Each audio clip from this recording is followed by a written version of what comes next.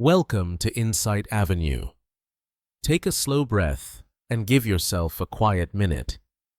Today's episode isn't here to impress you with technology. It's here to show you what happens when a simple question becomes an obsession, and that obsession becomes a force that changes the world. Most people don't lose their dreams in one dramatic moment. They lose them in small delays. One more excuse, one more later. One more day spent consuming instead of creating. And because nothing breaks, they assume nothing is wrong. But somewhere inside, you can feel it. The quiet fear of being ordinary forever. That's why this story matters. Not because it's about a famous company, but because it began in the most unglamorous place. Two students with no money, no power, and a problem no one respected. They were rejected, underestimated, and told it would never work. Yet, they kept building. And what they built ended up shaping how billions of people search, learn, work, and think. Let's go back to the beginning. Before Google became a habit, it was a question. Not a business plan, not a startup pitch. A question that refused to stay quiet. Today, searching feels effortless. You type a few words, and answers appear. Directions. Knowledge. Solutions. It happens so fast that we forget how strange this power really is. But decades ago, the internet was not friendly. It was noisy, messy, and overwhelming. Information existed everywhere, yet meaning was hard to find. In the mid-1990s, the web was growing faster than human understanding. Pages multiplied. Links spread wildly. Search engines existed, but they didn't truly search. They collected. They guessed. They often sent people in the wrong direction. Finding the right answer felt like luck, not logic. Inside this chaos, two graduate students at Stanford University became obsessed with a problem most people ignored. They weren't asking how to get rich online. They weren't asking how to build a company. They were asking something far more uncomfortable. How do you organize all the world's information and make it useful? That question didn't promise fame. It promised complexity. It demanded patience, mathematics, and a willingness to challenge how things already worked. And that's exactly why it mattered. The students were Larry Page and Sergey Brin. At the time, they were not legends. They were not leaders. They were curious, stubborn, and deeply focused. Their conversations didn't sound like startup dreams. They sounded like arguments, experiments, and unfinished thoughts. They noticed something others missed. On the web, links were not just connections. They were opinions. When one page pointed to another, it was a kind of vote. And if many pages pointed to the same place, maybe that place mattered more. Not because it claimed importance, but because the web itself confirmed it. This idea was simple in theory and brutal in execution. It meant building systems that could measure trust at scale. It meant crawling the web again and again. It meant long nights, borrowed machines, and constant failure. But the question kept pulling them forward. What's important here is not the technology. It's the mindset. They weren't trying to impress anyone. They weren't chasing attention. They were trying to make sense of something broken. While others focused on keeping users distracted, they focused on helping users leave, with the right answer in hand. That focus changed everything. Because when a question is honest enough, it reshapes the person asking it. And when someone refuses to let go of that question, even when no one is watching, something rare begins to form. Not success yet, not recognition, but direction. This is where the story truly begins. Not in a garage, not in a company, but in a question strong enough to demand a lifetime of work. Great ideas rarely arrive in silence. More often, they are born inside disagreement.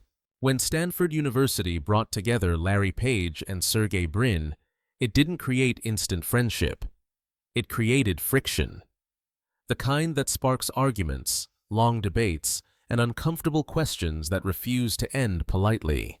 Larry was quiet by nature. He listened more than he spoke. His mind moved slowly but deeply, always searching for systems beneath the surface. He grew up around computers, not crowds. To him, problems were puzzles waiting to be solved, not obstacles to avoid. Information, he believed, could change the world, but only if it was structured with care. Sergei was different. He challenged everything. He talked fast, laughed loud, and questioned authority without hesitation. His childhood as an immigrant shaped him. He had seen what happens when information is controlled, hidden, or distorted. To him, knowledge wasn't just technical. It was political, personal, powerful. When these two met, they clashed. Their conversations were not smooth. They argued in hallways. They disagreed in classrooms. They pushed against each other's assumptions constantly. Other students noticed. Some thought they would never work together. And in truth, they almost didn't. But beneath the friction was something rare, shared obsession. Both of them felt the same discomfort when they used the internet. It felt unfinished, broken, full of noise. You could search, but you couldn't trust what you found. Popularity mattered more than accuracy. Flashy pages drowned out useful ones, and no one seemed bothered enough to fix it. Larry saw the web as a giant structure that could be measured. Sergei saw it as a living system shaped by human behavior. One thought in terms of architecture, the other thought in terms of movement. Alone, each view was incomplete. Together, they formed something stronger. Their disagreements became fuel. Every argument forced clarity. Every challenge removed weak ideas. They weren't protecting their egos. They were protecting the question. When one idea failed, the other pushed harder. When both failed, they tried again.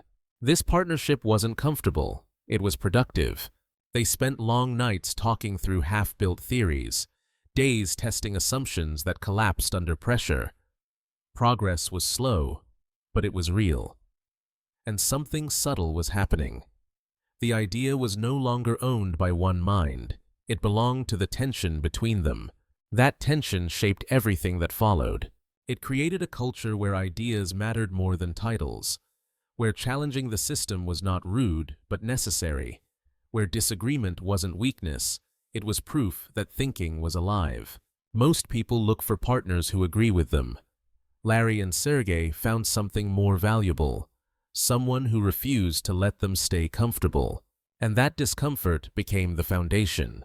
Because when two minds are willing to clash for the sake of truth, they don't just build better answers.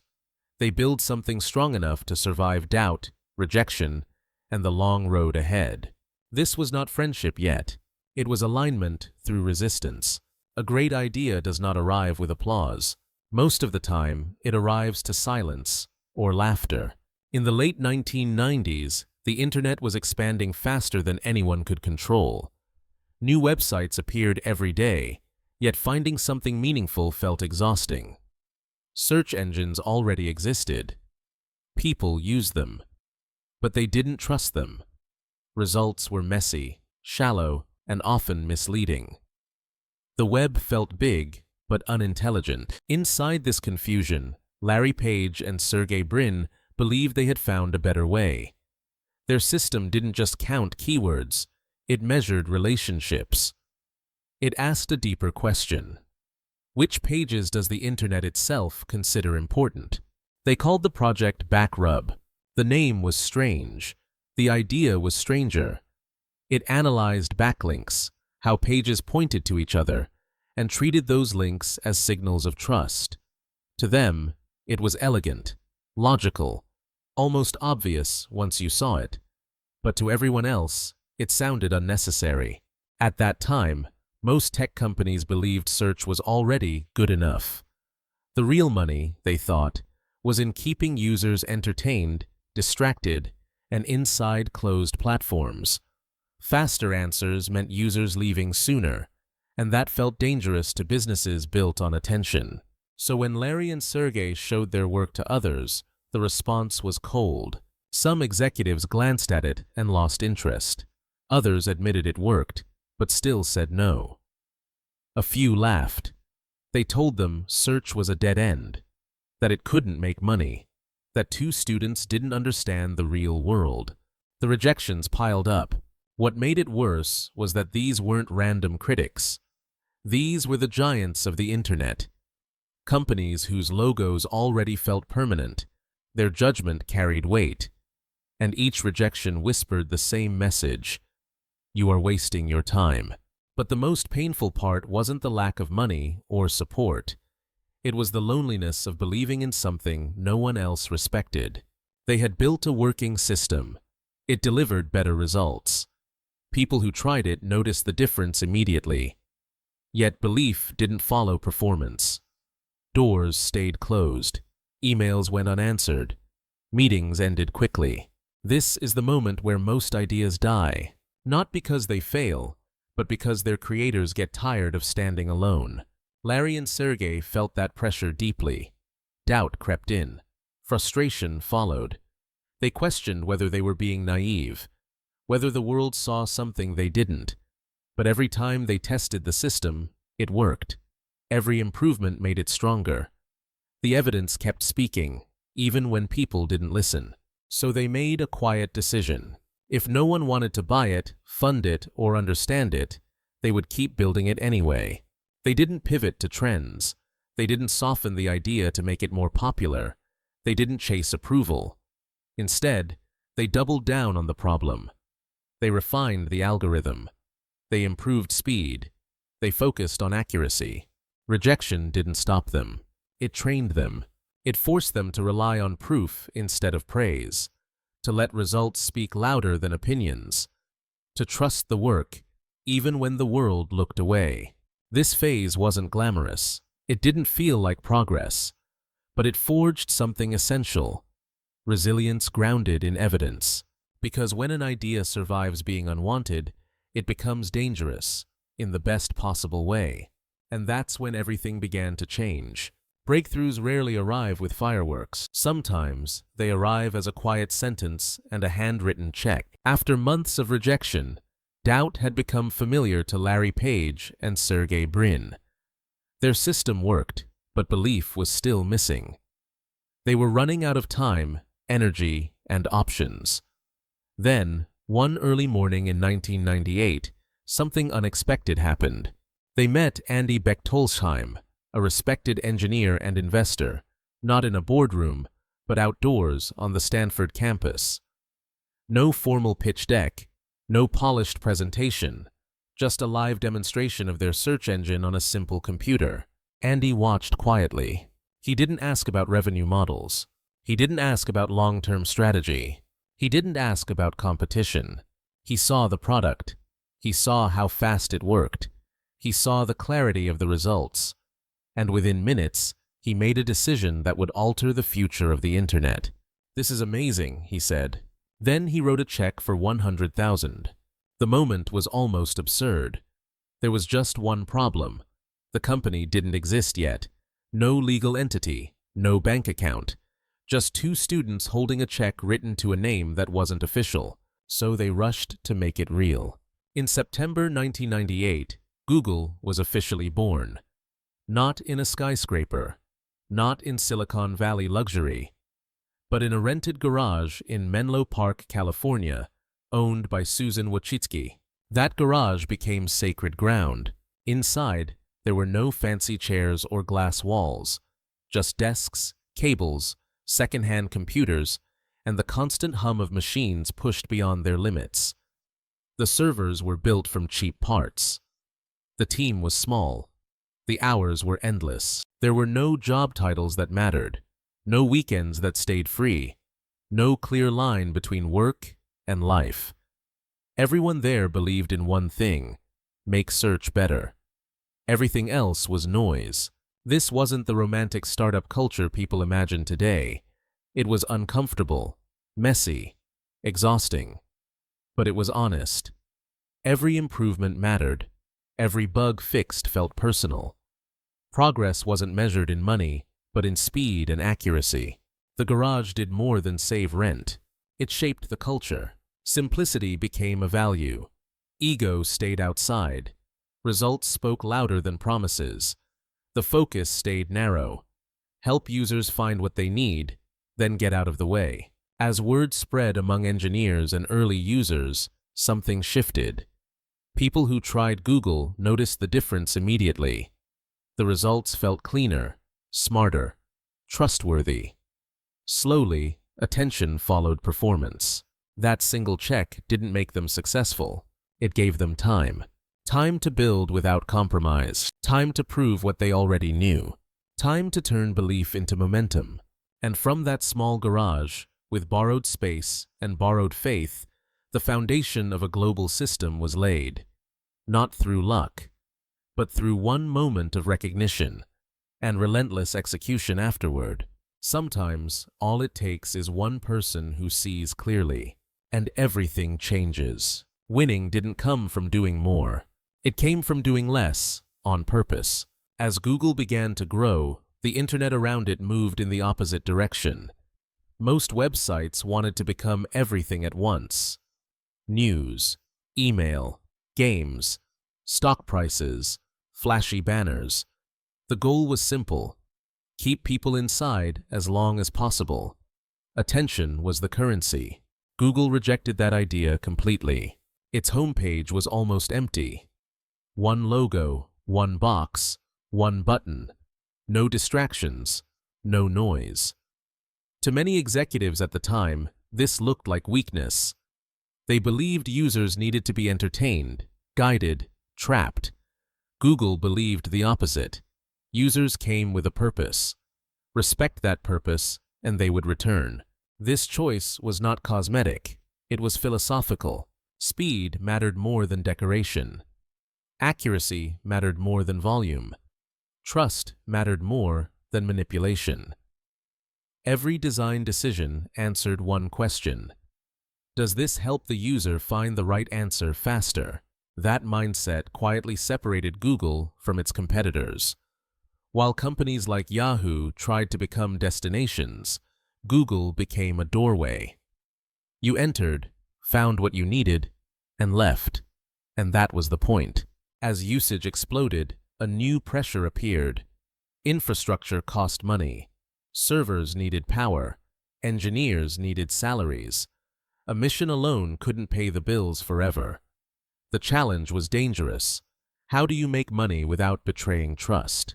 In 2000, Google introduced a solution that would redefine online business: Google AdWords. Unlike traditional advertising, these were small text ads linked directly to what people searched for. No flashing banners, no interruptions, just relevance. And advertisers didn't pay for impressions. They paid only when someone clicked. This changed everything. For users, ads felt useful instead of annoying. For businesses, ads became measurable and fair. For Google, revenue became scalable without corrupting the experience. It was a rare alignment of interests. Most companies force users to tolerate ads. Google designed ads to serve intent. That difference protected trust at scale. People didn't feel hunted. They felt understood. And trust compounds faster than money. As searches increased, from millions to tens of millions per day, so did confidence. People stopped trying Google. They relied on it. It became the default. The silent assistant behind daily decisions. Internally, focus stayed ruthless. Engineers weren't rewarded for adding features. They were rewarded for improving what already worked. Small gains in speed mattered. Tiny improvements in relevance mattered. Perfection wasn't a finish line, it was a habit. This discipline was rare in an industry addicted to expansion. Google didn't chase trends. It let trends come to it. By refusing to clutter its product, it created space for something more powerful: clarity. And clarity made the experience feel almost invisible. You didn't notice Google working. You just noticed that things worked. That invisibility became its strength. By staying simple, Google scaled faster. By putting users first, it built loyalty. By delaying greed, it unlocked something bigger than profit: permanence. This phase proved a quiet truth. You don't win by shouting louder than everyone else. You win by listening better. And that philosophy carried Google into its next phase, one where focus would be tested by size, competition, and the temptation to become everything it once resisted. Success attracts attention. Attention attracts challengers. By the mid-2000s, Google was no longer a clever search tool. It was becoming a force. And the moment that happened, the atmosphere changed. Growth stopped feeling like a celebration and started feeling like pressure. Powerful companies were watching closely. Microsoft controlled personal computers. Yahoo still owned massive traffic. Apple was rising with beautiful hardware and a loyal user base. Each of them understood one thing clearly: whoever controlled access to information would shape the future. Google was suddenly surrounded. Instead of slowing down, it accelerated. Inside the company, Larry Page and Sergey Brin made a deliberate choice. They refused to let size kill creativity. Engineers were encouraged to spend part of their time exploring new ideas, projects that didn't need immediate approval or profit. This wasn't chaos, it was controlled curiosity. From this culture came products that didn't look strategic at first, but became decisive later. Email became faster and smarter. News organized itself automatically. Browsing became lighter. Each improvement felt small, but together they changed habits. People didn't need to learn Google tools. They just worked. Then came the biggest shift. The future was moving away from desks. Phones were becoming personal computers in pockets. Apple saw it early and launched the iPhone, redefining what a phone could be. For Google, this was dangerous. If another company controlled mobile access, search could be sidelined. So Google made a quiet move. In 2005, it acquired a small startup called Android. At the time, it barely mattered to anyone. But the idea behind it was radical: an open mobile system that manufacturers could use freely. Not locked, not owned by one brand. When the first Android phone appeared, it wasn't perfect, but it was flexible. And flexibility spreads fast. Manufacturers joined. Developers followed. Within years, Android wasn't competing. It was everywhere. The war with Apple had begun, not with ads, but with philosophy. Around the same time, another threat emerged: video. A small platform called YouTube was exploding with user-generated content. Uploads were growing faster than infrastructure could handle. To Google, this was a choice point: compete, ignore, or absorb. In 2006, Google chose to buy YouTube. People thought it was reckless. The price was high. The legal risks were real. But Google understood something others missed. Video wasn't entertainment alone.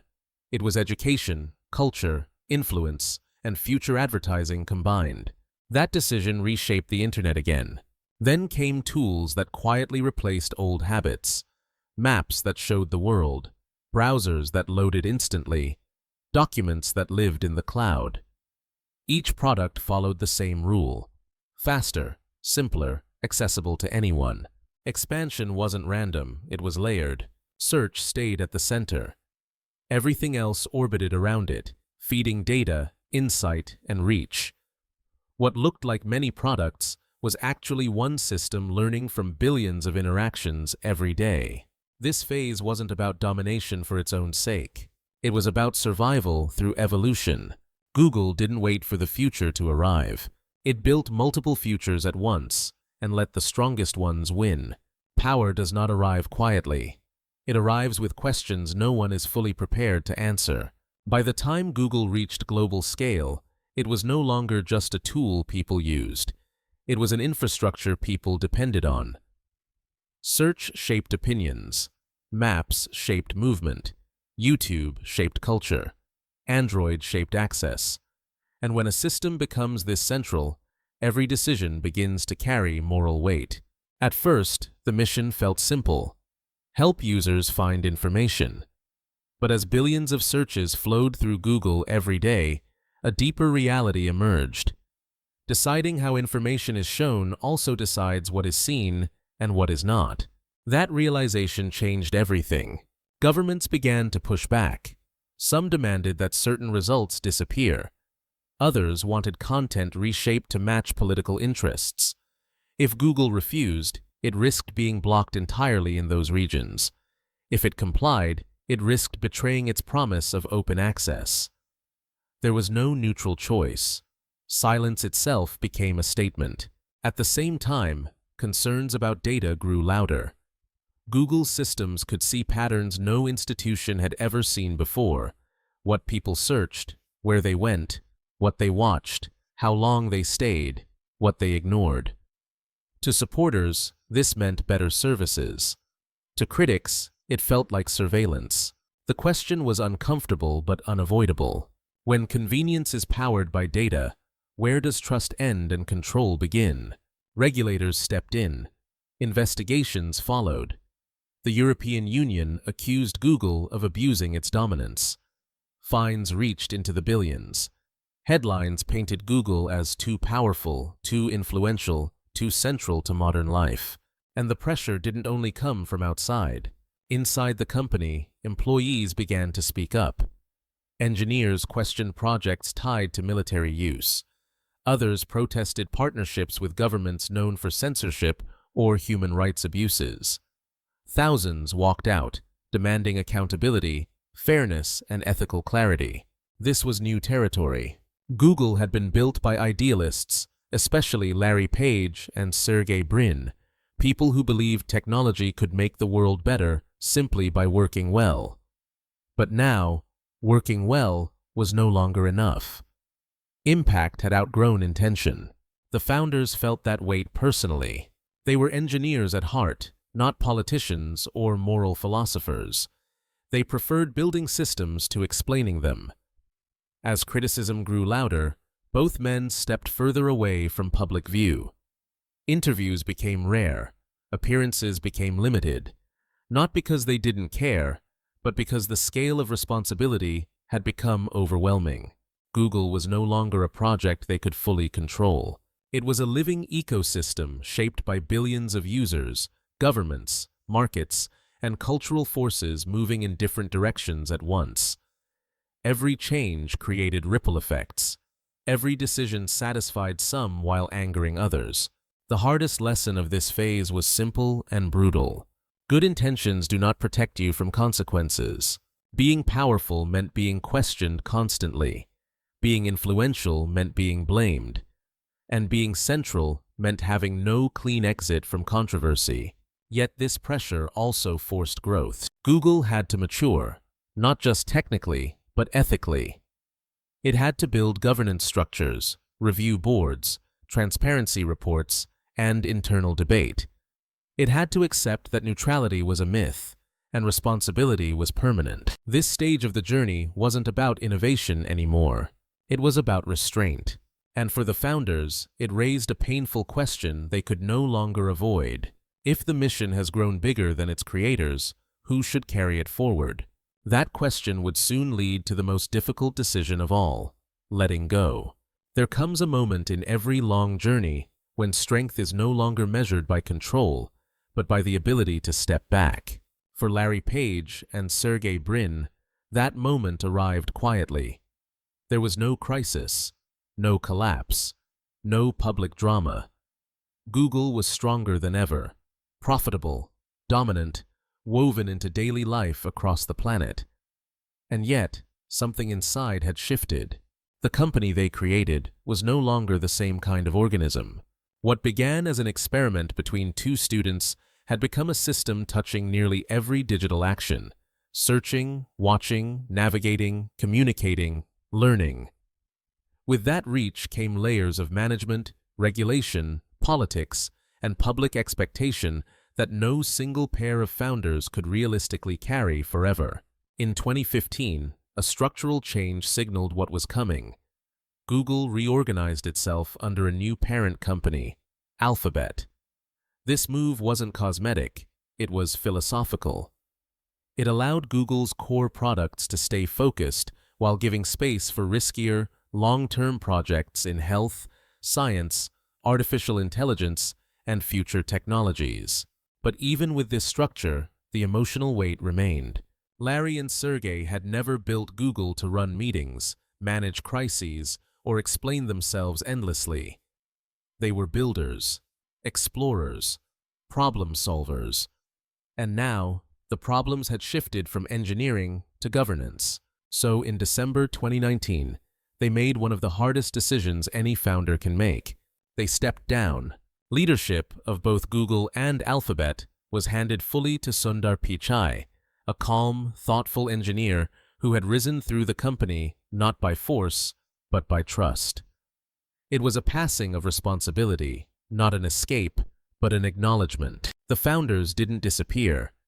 They remained shareholders, advisors, silent guardians of the mission. But the daily control was gone. And that was intentional. Because legacy is not about holding power forever. It's about building something strong enough to survive without you. Today, Google stands as one of the most influential organizations in human history. It is admired and questioned, relied upon, and feared. It has opened access to knowledge, created entire economies, and reshaped how people think and learn. At the same time, it has forced society to confront difficult questions about privacy, control, and technological authority. Both truths exist together, and that duality is the real legacy. This is where the story turns toward you, because this was never just a story about technology. It's about building something meaningful in a world that resists change. It's about staying focused when others doubt you. It's about knowing when persistence is required, and when humility is the wiser choice. Larry and Sergey didn't begin with certainty. They began with curiosity. They didn't chase approval. They chased understanding. And when their creation outgrew them, they had the courage to let it evolve beyond their hands. So the question remains, quietly but firmly, what are you building? Not to impress others, not to chase status, but to solve a real problem in a way that matters. Because in the end, the greatest success isn't creating something powerful. It's creating something that continues to matter, long after you step aside. This is where the story comes to rest, but not where its meaning ends. Google's journey reminds us that the most powerful changes don't begin with confidence or certainty. They begin with discomfort, with a question that won't leave you alone, with the courage to keep working when no one is watching and no one is applauding. Two students didn't change the world because they were special. They changed it because they stayed committed to a problem long after it stopped being exciting. They chose clarity over noise, purpose over shortcuts, and when their creation became bigger than them, they chose responsibility over ego. That is the quiet lesson. You don't need permission to start. You don't need perfect timing. You don't need everyone to believe in you. You only need a reason strong enough to keep you moving when doubt appears. So, as this story ends, take a moment and ask yourself, honestly, what question are you willing to stay with? If this question stayed with you, this channel is for you. Because the future is still being built, and it still belongs to those who begin.